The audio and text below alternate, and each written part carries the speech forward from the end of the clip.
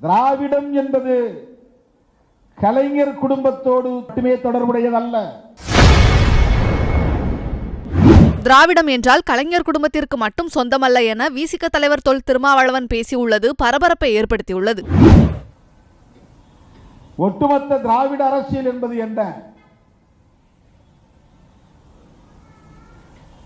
பெரியார் பேசுகிற சமூக நீதி அரசியல் தான்.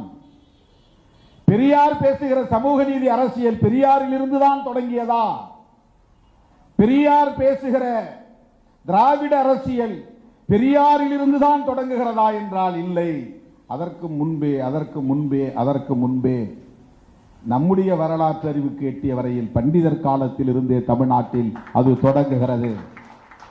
தேசிய அளவில் பார்க்கிற போது மகாத்மா ஜோதிபா பூலே காலத்தில் இருந்தே அது தொடங்குகிறது. ஆரிய எதிர்ப்பு, பார்ப்பன எதிர்ப்பு, இந்துத்துவ எதிர்ப்பு, சனாதன எதிர்ப்பு என்பதுதான் இந்த மண்ணில் திராவிட கருத்தியலாக வளர்ந்திருக்கிறது என்பதை மறந்துவிடக் கூடாது.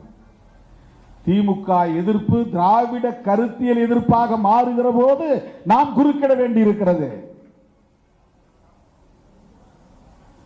திராவிடம் என்பது திமுக அரசியலோடு மட்டுமே தொடர்புடையதல்ல.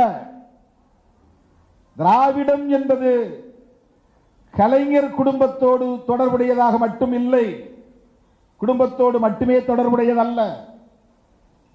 திராவிடம் என்பது பண்டிதருக்கு முன்னரே இந்த மண்ணில் உயிர்ப்போடு இருந்திருக்கிறது. பக்தி இயக்க காலத்திலேயே திராவிட சொல் இங்கே புழக்கத்தில் இருந்திருக்கிறது. சைவ மடங்களே அப்படித்தான் இங்கே தோற்றம் பெற்றிருக்கின்றன, திராவிட இயக்கமாகத்தான் தோற்றம் பெற்றிருக்கின்றன. ஆக திராவிடத்தால் வீழ்ந்தோம் என்று சொல்லுவதன் மூலம் சாதியத்தால் வீழ்ந்தோம் என்பதை மறைக்க முயற்சிக்கிறீர்கள் என்றுதானே தோன்றுகிறது. திராவிடத்தால் வீழ்ந்தோம் என்று சொல்லுவதன் மூலம் ஆரியத்தால் வீழ்ந்தோம் என்று கூறிய பண்டிதரின் கருத்து. செய்திகளை உள்ளது உள்ளபடி தெரிந்து கொள்ள ரெஃப்ளெக்ட் நியூஸை சப்ஸ்கிரைப் பண்ணுங்க.